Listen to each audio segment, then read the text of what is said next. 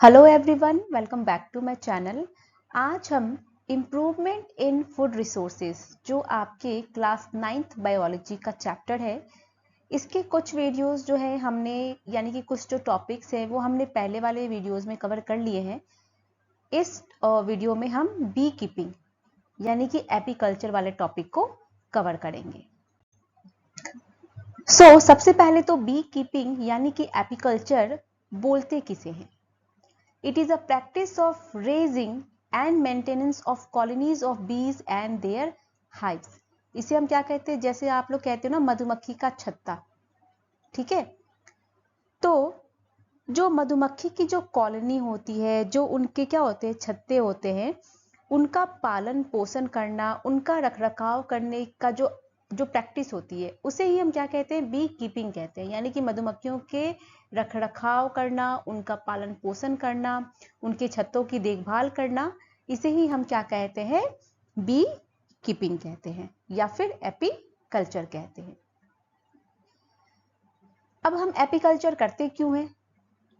क्यों हम मधुमक्खियों के छत्तों का क्या करते हैं? पालन पोषण करते हैं या रखरखाव करते हैं, तो हमें उनसे कुछ बेनिफिट मिलता है। दैट्स वाई हम ये बी कीपिंग या एपीकल्चर का प्रोसेस करते हैं। सबसे पहले तो हमें क्या मिलता है?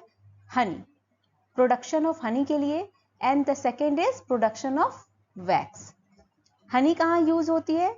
हम हनी को एज अ फूड यूज करते हैं, used as anti inflammatory, anti bacterial agent and anti oxidant हम इसको यूज करते हैं।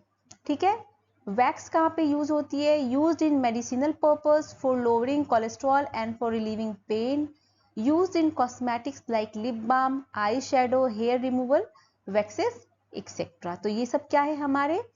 ये सब है वो प्रोडक्ट जो हमें किससे मिलता है? मधुमक्खी से मिलता है। नाउ अब हम मधुमक्खियों की वेराइटीज को देखते हैं। तो इनके दो वेराइटीज होते हैं, एक होता है हमारा लोकल वेराइटीज एंड दूसरा होता है इटालियन वेराइटीज। लोकल वेराइटीज में कौन कौन से आते हैं? एपिस इंडिका, जिसे हम इंडियन बी के नाम से जानते हैं, एपिस डोरसाटा, जिसे हम रॉक बी के नाम से जानते हैं, एपिस फ्लोरिया, जिसे हम लिटिल बी के नाम से जानते हैं, इसकी साइज छोटी होती है। एंड जो इटालियन वेराइटीज है, उसमें जो हमारा एक फेमस वेराइटीज है जिसे हम एपिस मेलिफेरा के नाम से जानते हैं। इसको हम कहाँ यूज करते हैं? जब हमें हनी के प्रोडक्शन को इंक्रीज करना होता है, then we use Apis mellifera, क्योंकि इसके अंदर वो पोटेंशियल होती है, ज्यादा से ज्यादा हनी का प्रोडक्शन करते हैं। Okay, advantage of using Apis mellifera, यानी कि जो इटालियन बी है, हमारी इटालियन जो हमारी वेराइटी है, उसको यूज करने के क्या क्या एडवांटेज हैं वो हम देखते हैं। हाई हनी कलेक्शन कैपेसिटी, क्या है इनके पास? High honey collection capacity. Second, leaves in given bee hives for longer period of time, मतलब कि जो उनके जो मधुमक्खियों का छत्ता होता है, उनमें वो ज्यादा पीरियड तक रहते हैं, वहां पर सर्वाइव करते हैं। दे स्टिंग लेस, वो काटते थोड़ा कम है। दे ब्रीड वेल, और ये ब्रीडिंग, इनकी जो ब्रीडिंग पोटेंशियल होती है इनकी काफी अच्छी होती है। तो ये सब क्या है? हमारे कुछ एडवांटेज हैं किसके? तो यूजिंग एपिस मेलिफेरा, यानी कि जो हमारी इटालियन वेराइटी है एपिस मेलिफेरा, उसको यूज करने के लिए। किसके लिए? तो हनी प्रोडक्शन के लिए। Now for commercial honey production, bee farms और एपियरीज आर एस्टेब्लिश्ड। तो जब हम कमर्शियल हनी प्रोडक्शन की बात करते हैं, जब हम उसका मार्केटिंग करते हैं, ठीक है, तो उस टाइम पे क्या होता है? हम क्या इस्टेब्लिश करते हैं? हम बी फार्म बनाते हैं, एक पूरा फार्म बनाते हैं मधुमक्खियों का, जिसे हम एपियरीज भी कहते हैं।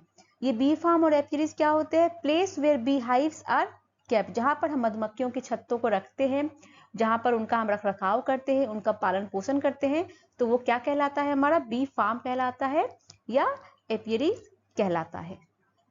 अब हम देखते हैं वैसे फैक्टर्स जिस पर हनी की क्वांटिटी हो या फिर उसकी क्वालिटी हो या फिर उसकी वैल्यू हो, वो डिपेंड करती है।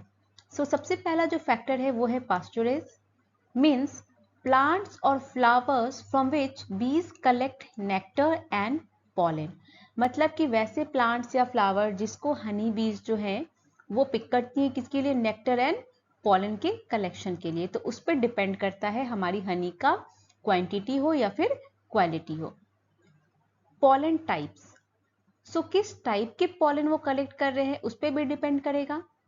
क्लाइमेटिक कंडीशन, जहां पर हमारे हनी बीज के जो हाइव्स रखे गए हैं, जहां पे उनका रख रखाव हो रहा है, पालन पोषण हो रहा है, वहां की क्लाइमेटिक कंडीशन कैसी है उस पर भी डिपेंड करता है कि उस हनी की वैल्यू क्या होगी, क्वांटिटी कैसी होगी या फिर क्वालिटी कैसी होगी। Season, usually become active in the spring, जो हनी बीज होते हैं वो ज़्यादातर स्प्रिंग के टाइम में, यानी कि जब बसंत का मौसम होता है उस टाइम में वो काफ़ी एक्टिव होते हैं। बसंत के मौसम में क्या होता है, नई पत्तियां आती हैं, फ्लावर खिलते हैं, तो उस टाइम पे जो यह हनी बीज है, ये जो हमारी मधुमक्खियां हैं वो काफ़ी एक्टिव होती हैं। Bee keeper activities, harvesting of honey, processing, storage etcetera. तो जो बी कीपर होते हैं, ये बी कीपर कौन होते हैं, ये बी कीपर वो होते हैं जो जहाँ पर जो हमारे हनी बीज के जो हाइव्स रखे जाते हैं, जो उनका रख रखाव करते हैं, जो उनका पालन पोषण करते हैं, उन्हें हम कहते हैं बी कीपर। तो ये बी कीपर किस तरह से हनी को हार्वेस्ट कर रहे हैं, है ना, हनी जो हनी हाइव्स होती है उनमें से किस तरह से वो हनी निकाल रहे हैं, उनकी प्रोसेसिंग कैसे कर रहे हैं या फिर उसको किस तरह से स्टोर कर रहे हैं, उस पर भी डिपेंड करता है। The type of flowers available will determine the taste of the honey. अब जो हनी का जो टेस्ट होता है वो डिपेंड करता है या वो डिटरमाइन कौन करता है, तो किस टाइप के फ्लावर अवेलेबल है उस पर वो डिपेंड करता है।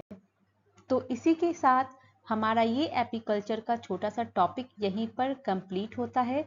आई होप आपको ये टॉपिक समझ आई होगी। Thank you.